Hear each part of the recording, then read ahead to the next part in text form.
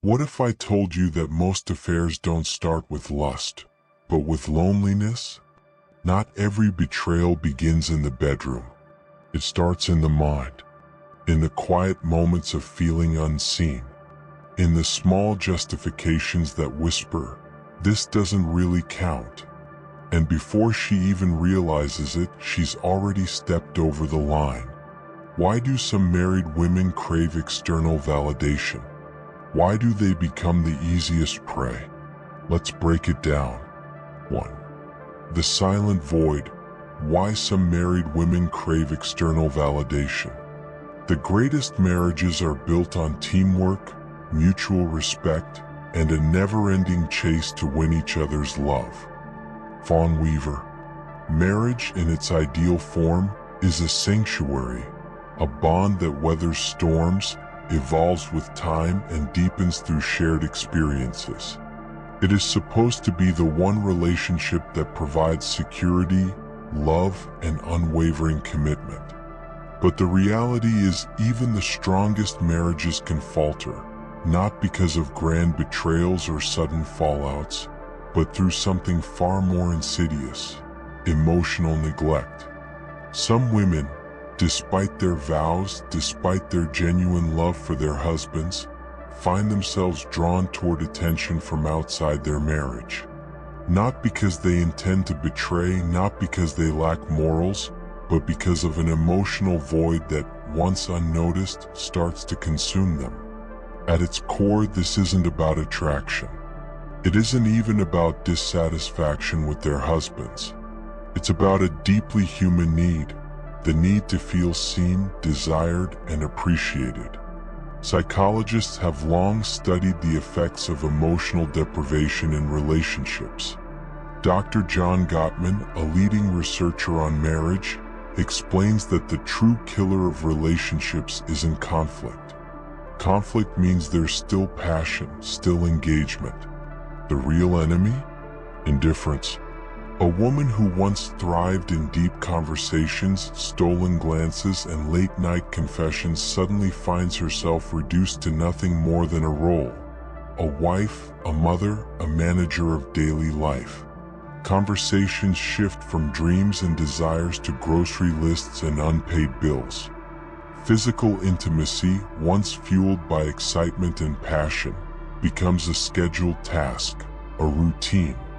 And without realizing it, she starts to disappear, not just in her husband's eyes, but in her own. This is where the danger begins. People will do anything to avoid being lonely, even if it means losing themselves in the process. Mitch Albom. A simple, passing compliment from a stranger. A conversation with someone who listens, truly listens. A moment where she feels interesting again, desired again, like the woman she used to be. And suddenly, that tiny interaction feels like oxygen after years of suffocation.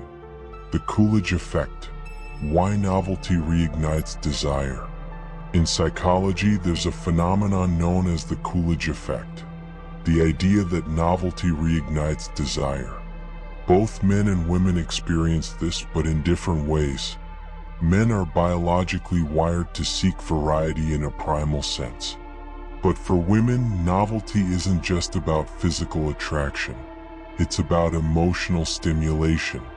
If every day in a marriage looks the same, if every "I love you" feels routine, every kiss feels mechanical, and every interaction feels scripted, then even the smallest spark of something new can feel electrifying. Not because she doesn't love her husband, not because she's a bad person, but because she misses the thrill of feeling wanted, pursued, chosen. We are most alive when we are in love. But love is not just about being together, it's about being chosen again and again. F. Scott Fitzgerald. The loss of identity, from individual to invisible. But there's another, often overlooked reason why some married women become vulnerable to external validation: social identity loss. Before marriage, she was her own person. She had dreams, passions, ambitions. She was unpredictable, mysterious, full of life.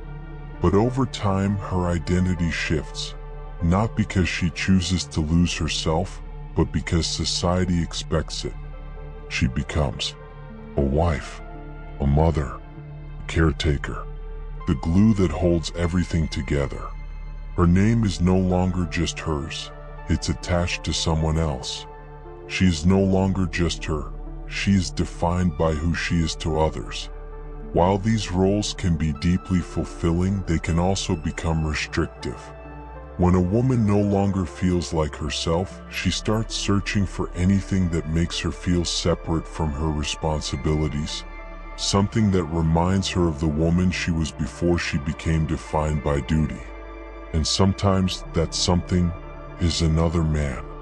But here's the truth, it's not really about the other man at all. It's about the feeling of being noticed, the feeling of being special, the feeling of being desired not out of routine but out of genuine longing. And that is a temptation that has nothing to do with morality. It has everything to do with human nature. 2. The justification game, how the mind excuses what the heart desires. The mind will always find a way to justify what the heart has already decided. Anonymous. No woman wakes up one morning and consciously decides, today I will betray my marriage. Infidelity, whether emotional or physical, is not a sudden impulse. It is a slow, almost imperceptible descent, a series of seemingly harmless choices that, over time, form an irreversible path. At first it's nothing, a lingering gaze, a friendly exchange, a moment of feeling noticed. Then comes the justification, the subtle self-reassurances that keep guilt at bay. It's just a little attention. What's the harm? I'm only talking to him, there's nothing wrong with that. It's not like I'm cheating. I'm just enjoying the moment. And just like that, the mind begins to rewrite the rules. The master of deception, how the brain reframes reality. The human brain is an extraordinary tool, but it is also a master of self-deception. When something feels good but contradicts our moral values, the mind creates excuses to bridge the gap. This psychological conflict is called cognitive dissonance, the internal discomfort we feel when our actions don't align with our beliefs. And here's the trick. When that discomfort becomes too much to bear, the mind bends reality to make itself comfortable. The easiest person to fool is yourself. Richard Feynman. A woman caught in this cycle may begin playing mental gymnastics. She downplays her actions. It's just flirting. It's not like I'd actually do anything. She shifts the blame. If my husband paid more attention to me, I wouldn't need this. She compartmentalizes. This has nothing to do with my marriage. This is just for me. But here's the danger. The more she justifies, the further she'll go. And for most married women, the first betrayal isn't physical. It's emotional. Emotional affairs, the silent threat. Many assume that cheating only happens when physical lines are crossed. But in reality, emotional affairs are far more dangerous, because they erode the foundation of the marriage long before anything physical ever happens. What? Because when a woman shares her deepest thoughts, fears, and emotions with another man, she is already emotionally detaching from her husband. She starts turning to someone else for comfort. She begins craving their attention, their validation. She keeps secrets, small at first, then bigger. And that's the real betrayal. Cheating isn't always a physical act. The moment you start keeping secrets from your partner, you've already crossed the line. Unknown. Once that line is crossed, there is no going back to how things were. The moment she justifies her actions, she gives herself permission to continue.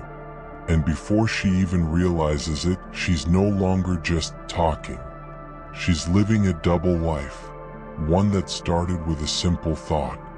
What's the harm? 3. The breaking point, when the game becomes reality. The chains of habit are too weak to be felt until they are too strong to be broken. Samuel Johnson. Every story has a point of no return. It doesn't happen in an instant. It happens in moments, small, seemingly insignificant choices that, when strung together, form an unbreakable pattern. The first time she sends a message she shouldn't. The first time she meets him just as friends. The first time his hand lingers too long and she doesn't pull away. And just like that, everything shifts, because after the first time, the second time is easier. The illusion of control. What we do repeatedly, we become. Aristotle.